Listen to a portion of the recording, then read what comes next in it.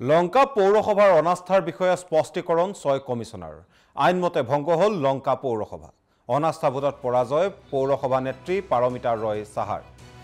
বিজেপিৰ দখলত থকা সভানেত্ৰীৰ বিৰুদ্ধে অনাস্থা আনিছিল 6 ৱাৰ্ড কমিছনাৰ আৰু 11 জন ৱাৰ্ড কমিছনাৰৰ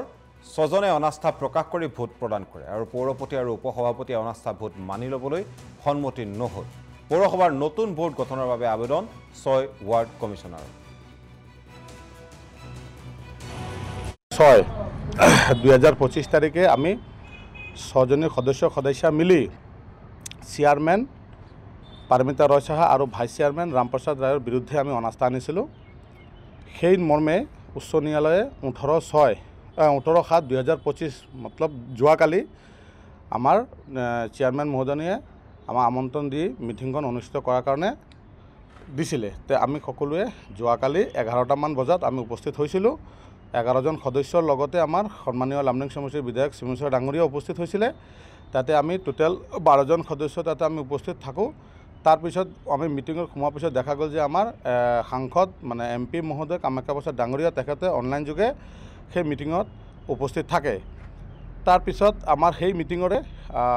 আৰম্ভণি হয় আৰু আৰম্ভণি হোৱাৰ লগে লগে মানে আমাৰ সেই মিটিংত 2 নম্বৰ ৱাৰ্ড কমিছনাৰ পাৰ্থ সাৰথী পাল তেখেতৰ প্ৰস্তাৱত বিশ্বজিৎ আমাৰ 11 নম্বৰ ৱাৰ্ড কমিছনাৰ তেখেতক মানে সভাপতিত্বৰ কাৰণে প্ৰস্তাৱ গ্ৰহণ কৰে আৰু সেই প্ৰস্তাৱ 3 নং ৱাৰ্ড কমিছনাৰ হিবজুৰ ৰহমান ডাঙৰীয়া তেখেতে সমৰ্থন কৰে তাৰ পিছত এই সভাপতিৰ আসনত আমাৰ 11 নম্বৰ ৱাৰ্ড কমিছনাৰে তেখেতে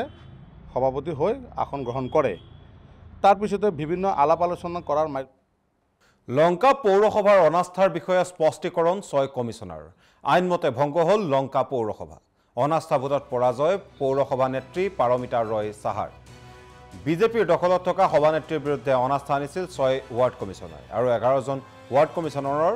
6 জনে অনাস্থা প্ৰকাশ কৰি ভোট প্ৰদান কৰে আৰু পৌৰপতি আৰু উপসভাপতি অনাস্থা ভোট মানি লবলৈ সন্মতি নহল পৌৰসভাৰ নতুন ভোট গঠনৰ বাবে আবেদন 6 ৱাৰ্ড কমিছনাৰ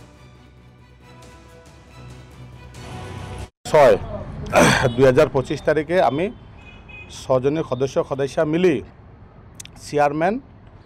পারমিতা রয় সাহা আর ভাইস চেয়ারম্যান রামপ্রসাদ রায়ের বিরুদ্ধে আমি অনাস্থা আনিছিলো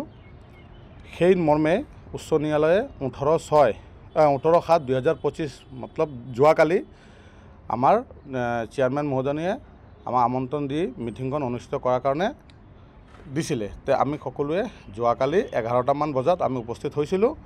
11 জন সদস্যৰ লগতে আমাৰ সন্মানীয় লামডিং সমষ্টিৰ বিধায়ক শ্ৰীমন্ত ডাঙৰীয়া উপস্থিত হৈছিলে তাতে আমি টোটাল 12 জন সদস্য তাতে আমি উপস্থিত থাকো তাৰ পিছত আমি মিটিংৰ সোমোৱাৰ পিছত দেখা গ'ল যে আমাৰ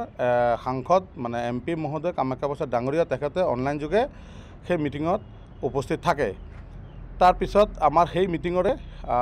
আৰম্ভণি হয় আৰু আৰম্ভণি হোৱাৰ লগে লগে মানে আমাৰ সেই মিটিংত 2 নম্বৰ ৱাৰ্ড কমিছনাৰ পাৰ্থ সাৰথী পাল তেখেতৰ প্ৰস্তাৱত বিশ্বজিৎ আমাৰ 11 নম্বৰ ৱাৰ্ড কমিছনাৰ তেখেতক মানে সভাপতিত্বৰ কাৰণে প্ৰস্তাৱ গ্ৰহণ কৰে আৰু সেই প্ৰস্তাৱ 3 নং ৱাৰ্ড কমিছনাৰ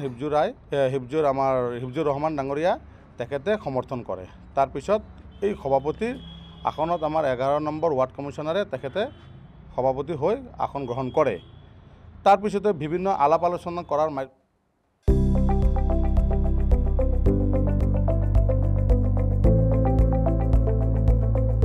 NB নিউজ সহজ সৰল ভাষাত নৱভাৰতৰ কথা।